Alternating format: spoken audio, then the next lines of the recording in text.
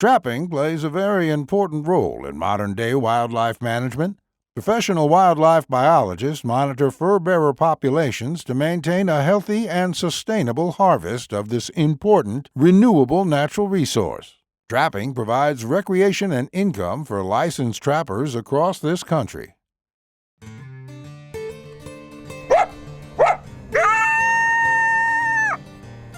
Hoosier Trapper Outdoors is brought to you by Hoosier Trapper Supply. J3 Outdoors, manufacturer of the Hags Bracket and Body Trap Spring Clip. Leatherwood Creek Trapping Scents. Weeby Knives and Fur Handling Tools. HTS Productions. Hoosier Trapper Deer Scents. And Leatherwood Wildlife Art. All right, thanks for joining us for this episode 14 of Hoosier Trapper Outdoors.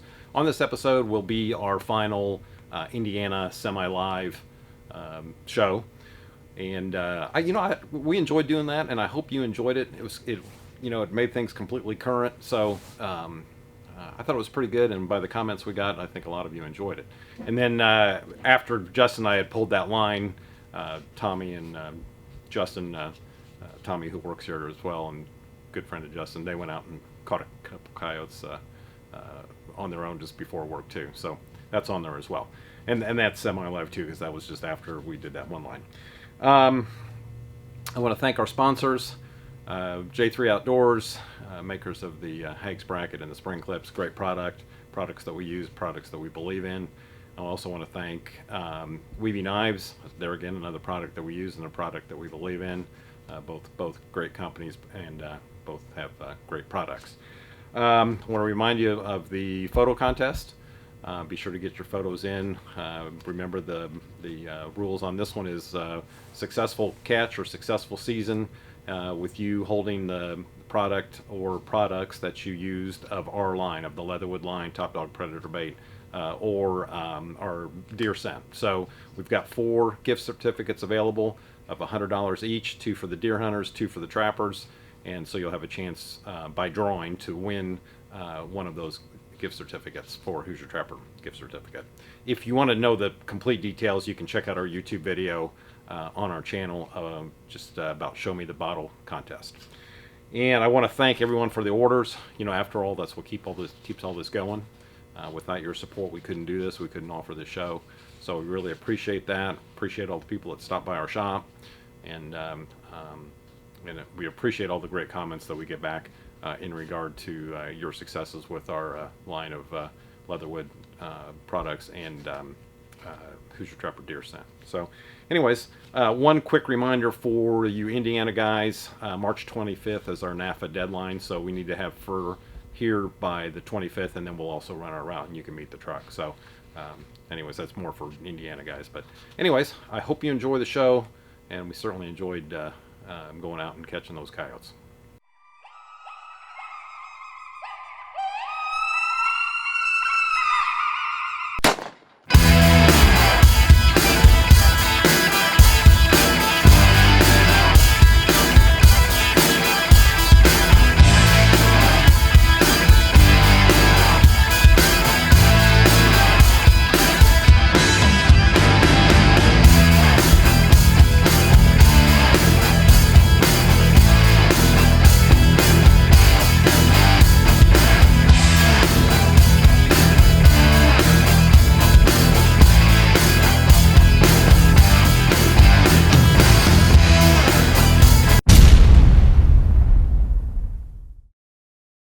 All right, check day 10. We're going to kind of do a recap of each place. We only got 6 locations set because we had to pull the other 2 prior to deer season. So this set did not catch a coyote. This field did, and we'll walk over to where that other one was. But yeah, this set did not. This did not connect with a coyote. The dirt hole was dug out, but the location here connected, but this particular set did not. All right, same field. We're probably 100 yards from where I just pulled that one. This set, dirt hole connected with the coyote. That next evening, there were coyote droppings around here. Another one, coyote had come by. Didn't like the catch circle, so we put this blended, it's not so blended now, but this flat set in here. and then it connected with a coon. So no more coyotes at this location. So this location produced 1 coyote. All right, this location here, we were very limited on what we could actually trap. We had said that we had preferred to be back there more in that brushy fence row, but we did end up catching 1 coyote right here in this waterway. And then that set, the 2 were only about 10 yards apart or so. That set did not connect, but this set here did. So anyways, just one of those spots. It was kind of, you know, it could have produced, it could not have produced, but it did produce 1 coyote. So anyways, all right, hey, finally connected. This was actually the 10th check day on this trap, and it had been dug at one day, and I put that piece of log behind the hole, and we connected on the last day that we're pulling. So man, a good pale coyote for Indiana. The fur's not real long, but definitely pale. And our genetics here in Indiana are gradually getting better. At least around here they are. And from coyotes I've seen around the state, definitely seem to be getting better. We still got plenty of harsh colors and browns and, you know, not pale at all. But anyways, they are getting better. So it's good to see this coyote here on the last day that we're pulling. And this location, over the years, I've trapped this location on and off for a number of years. And it is pretty standard to go on this side here, you know, 7, 10, 14 days between catches. So it's just one of those locations that kind of pass through here. We're probably, you know, kind of out on the outer range of a home range, maybe. I don't know. So, but anyways, good to see this guy connect with this guy. Had a flat set over here, undisturbed, and the dirt hole caught. So Justin's got a set on the other side of the creek. He'll walk you over there and show you that one, and tell you about that one over there. But anyways, take care of this guy, get the trap pulled, and Justin will fill you in on the other side. All right, you can see Charlie over there taking care of the coyote that we just showed you. And all the way over here across the creek, we had a set here. You can see the circle. Pulled that. It was a mud ball set. So that was a dirt hole. And then just right over here where this crop change up is, I had more of a territorial flat set, and it connected on one of the nights and tore everything up around it. I went ahead and just turned it into a dirt hole. You know, there's some tracks in that mud of a coon come to visit, but didn't connect on him. But so this spot right here, out of the check days that we were here, 2 coyotes. So, and of course the one across where Charlie's at. Not bad. All right, here's our hot spot. This spot produced 7 coyotes, 2 red foxes, and 1 beaver. And we're pretty certain there was just 1 beaver here. So we're pulling out of here. We only checked 2 nights on the beaver sets, but they're undisturbed today. So Justin's standing on the bridge over this farm ditch, and the 2 sets back here both produced coyotes and red fox. And then the set right there produced a couple coyotes, and then the set just on the other side of the truck produced a coyote as well. So that was, and of course this is where we caught the triple on coyotes too. So, I mean, clearly this location right here produced half of what we caught for the week almost. So, pretty incredible spot. It was good a year ago. I'm assuming it'll be really good next year. Just one of those locations you want to always try to hold on to these, you know, and trap them in the future if you can, because they're just literally a fur pocket right here. So anyways, we've got 2 more locations to check out of the 6 and to pull traps, and we'll wrap up the day. You know, we're driving out of the spot where we caught the 7 coyotes and a couple reds and the beaver. And the interesting thing is, there was no sign here. We didn't see any droppings. We didn't see any tracks. Just didn't see anything at all. And clearly, you know, we knew the location was really good. It's interesting. I talked to a friend of mine the other day. He's a very serious coyote trapper, Mike Huber, and he was saying, you know, I'm just not seeing any sign. And but he's catching coyotes. So in this farm country, you know, and depending on conditions on the ground, and you know, they do this no-till, you're just not going to see much in the way of tracks and that kind of thing. Sometimes you'll see some droppings, but in general, we're driving out of farm lane, there's, you know, just no sign here. So that sign doesn't always indicate population levels for sure, and clearly no sign here meant you know, meant nothing. It still needed to be set, and we obviously did really well. So kind of interesting fact right there. All right, this location here, this is my 40-some year location that I've trapped. Got a long history here, and this one's been pretty disappointing this year. So we were just talking about sign, and this bridge normally has coyote droppings on it. So there's only one set on here, and it's really old. I mean, it's very old. So we had a flat set here, which did not produce. Justin had put a double dirt hole down here, and it caught one coyote. And then there was a dirt hole there near the truck, and that one did have the hole dug out after that coyote was caught. So there's another one around here, but typically this spot's good for at least 2 and normally 3 or so. So pretty disappointing this year. And then we're talking, and this one was, can't remember if this is a ninth check or 10th check on this one, but it's been checked a long time. So yeah, just one of them years where it's just not producing, you know, as well as it has in the past. So one more location to check, and then that's it. All right, sixth and final spot that we're pulling today. This location is the one that Justin had set one evening after dark. He caught a coyote right there, and then he also caught a coyote just on the other side of that tree right there. And there was kind of a trail right along the fence there and the weeds, and it was kind of a no-brainer. But and this is pretty typical for this spot. A couple 3 coyotes on a season, so it met its expectations.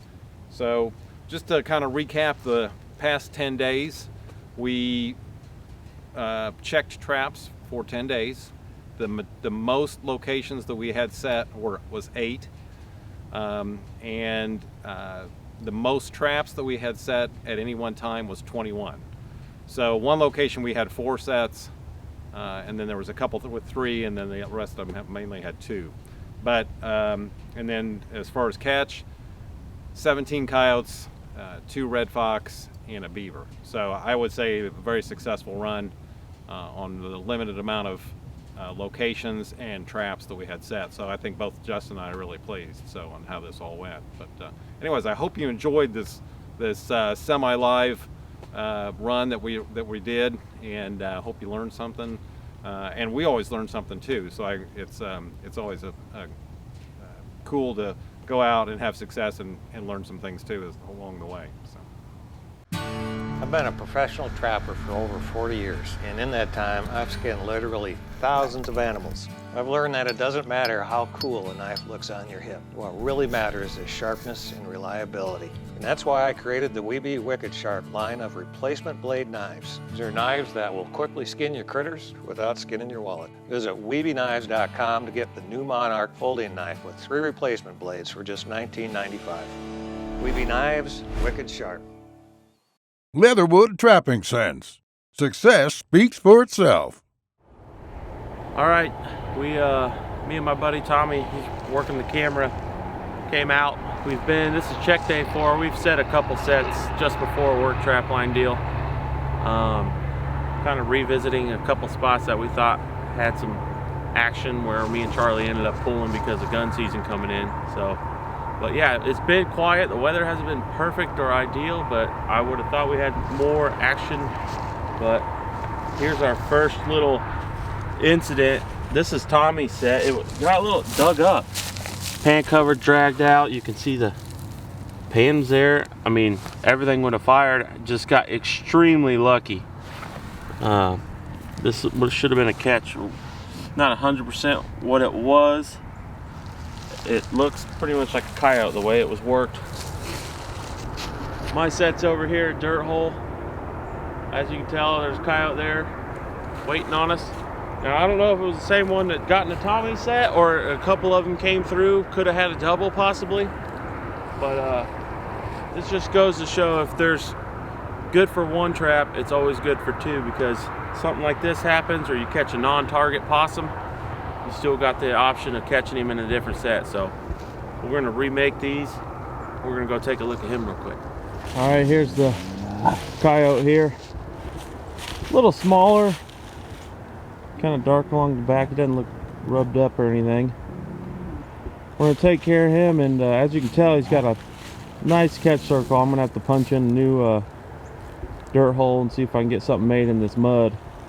We do have more snow coming in, and we have 2 more check days. What do you think, Tommy? Can we pick up another one? I think we can pick a couple more up. I like your attitude. All right, let's get to work. First check night on this spot.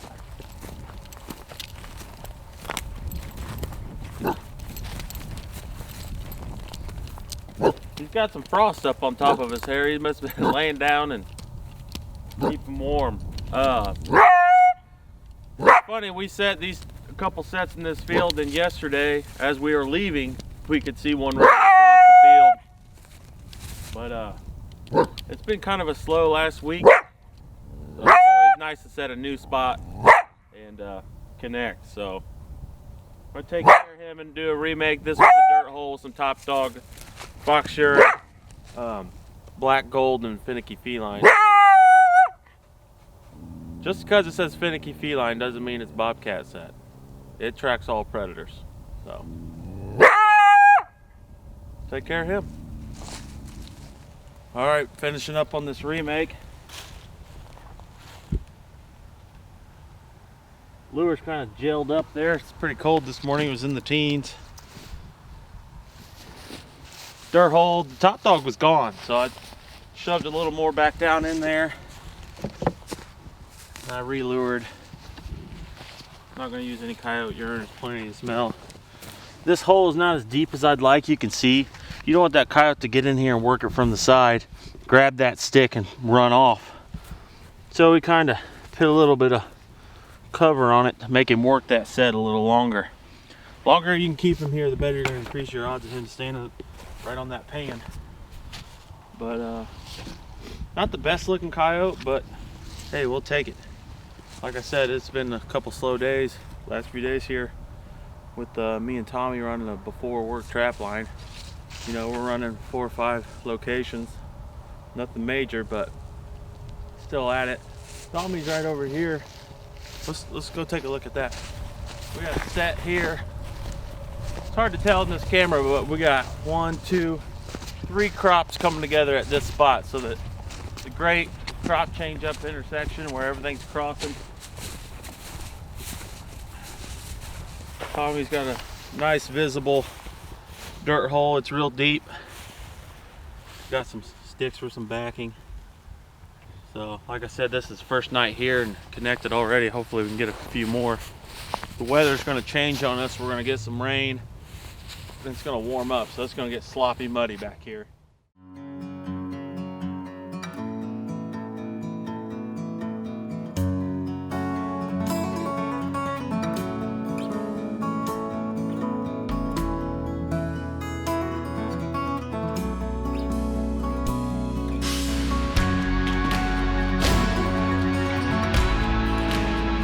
Hags Trapping Products by J3 Outdoors, the most versatile and efficient trapping devices on the market. Got the Hags brackets on here. We just set this trap in one of the grooves, and it just sits right under there on the bottom slot, and then the water's just directly over the trap. All right, trap's missing. We'll see if we got anything. Hags bracket with the carrot. Can't beat that. Hoosier Trapper Deer Sense. Success speaks for itself. Okay, we've got some coyotes laid out here, and these are Indiana coyotes. So, my apologies to our western peers that we're calling these coyotes, and you guys call yours coyotes too, because it's not the same animal. So you can see the way we've got them laid out here is with what we perceive to be the best coyote to the worst coyote. And there's certainly more bad coyotes here than good coyotes. But I want to reference an article here that was in the International Trapper. It's a publication of North American Fur Auctions, and it's kind of the coyote issue because the coyote market is good right now. And one of the articles in here, which is an excellent article, is tips to avoid Section 3 coyotes. So Section 3 are the poor quality coyotes. Those are the coyotes that don't bring much money, and those are the coyotes that unfortunately we have a lot of here in the Midwest, here in Indiana for sure. And you know, it says the auction house sold my coyotes for $2. What the, you know, and it's got a bunch of expletives there, and they must have switched my skins. The grader is blind. I was robbed. I will tell you that coyotes are very difficult to grade, and you know, guys say, well, my coyote was damaged and there were none that had holes in it. Well, damage can refer to a big rub spot or a big weak spot as well. It doesn't have to necessarily be a hole. So there's a lot of factors here on grading coyotes, and the guys that grade them are looking at different sections, and they're you know, they've got a gamut of skins to look at, and what appears to us as maybe something that looks pretty decent, they can see that it's just not worth much money. So anyways, what we did here, and I will tell you, I bought fur for 14 years, but during those years, when I first started, we didn't have any coyotes in Indiana, and when I was toward the latter years, we started having more coyotes show up. So the experience of grading coyotes, I really didn't experience that to amount to anything. So the coyotes here, like I said, I think we've got them. Most can probably agree on what a better coyote looks like and what a really poor coyote looks like, but then all the ones in between are the ones that I think that all of us struggle with as far as putting a value on. You can see here that if you look at a Western type coyote, it's a very pale back, a whitish gray look to it, and then the belly is white, and then they're soft in texture. No harsh colors. So basically, from here down, we've got very harsh colors, and these would certainly be, if they showed up in a Western coyote, would be considered very harsh colors as well. This is the most pale of the coyotes of Indiana. Got a decent belly on it, but still, it's not pure white.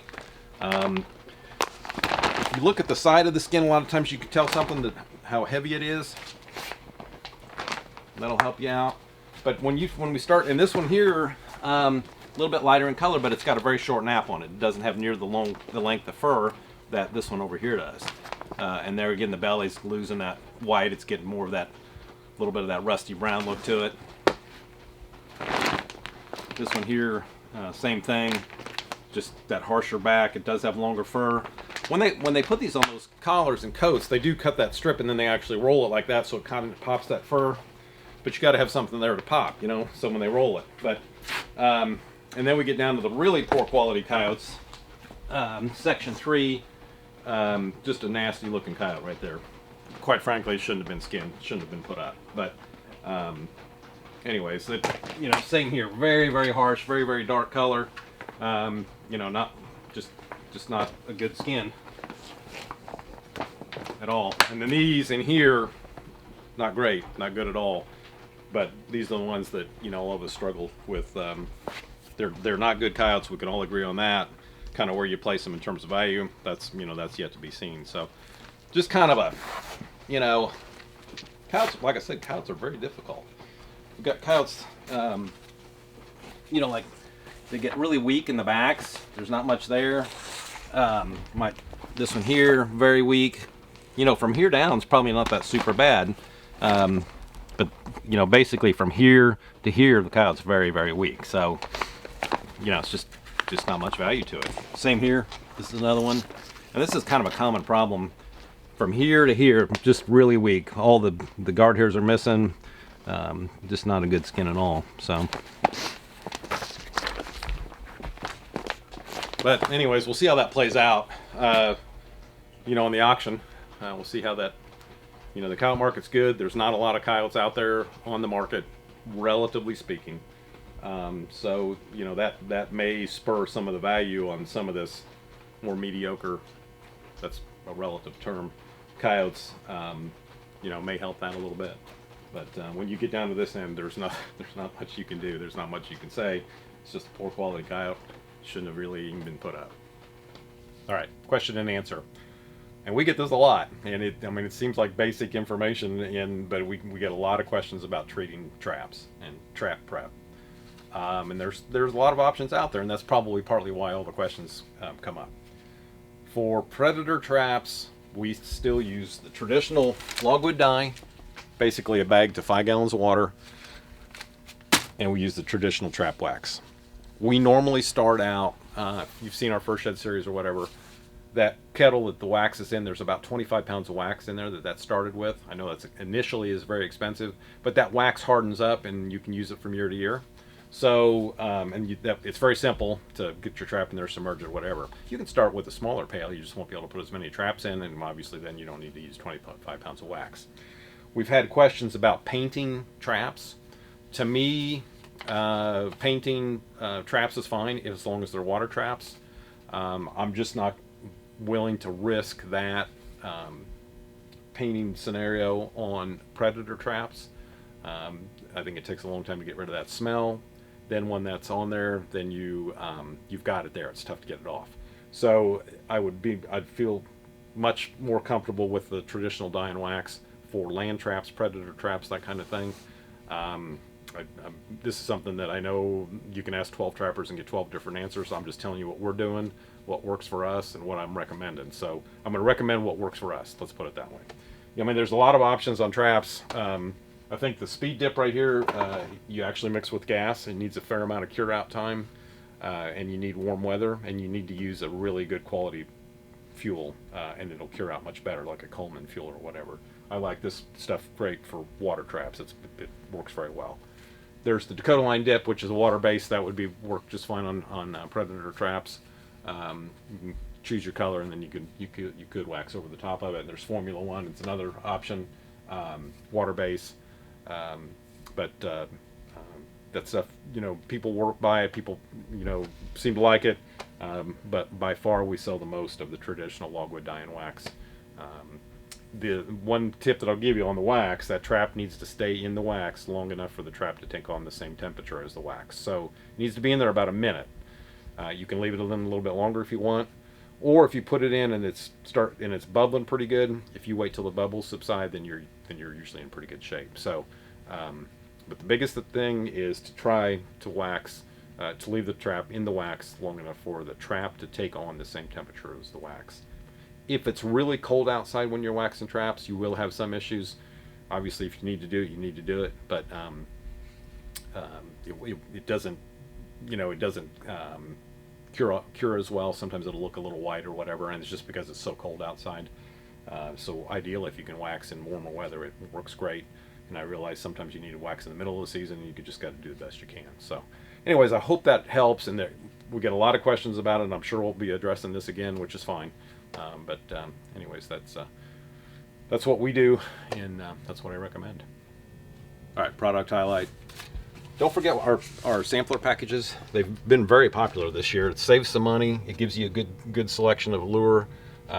We've got our Predator sampler package 1 and 2, and then we also have a Fox sampler, and then there's a Bobcat sampler as well. And they all come with 3 lure choices: top dog, predator bait, and then the appropriate urine, which in this case is coyote urine.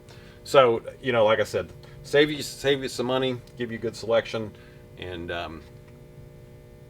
it's just kind of a win-win really all the way around. So anyways, they've been very popular. We sell a lot of them, but might consider it. Thanks for watching the show, guys. Just want to let you know that we have the new catalog available. Pretty sharp looking cover there with Charlie working a muskrat hut.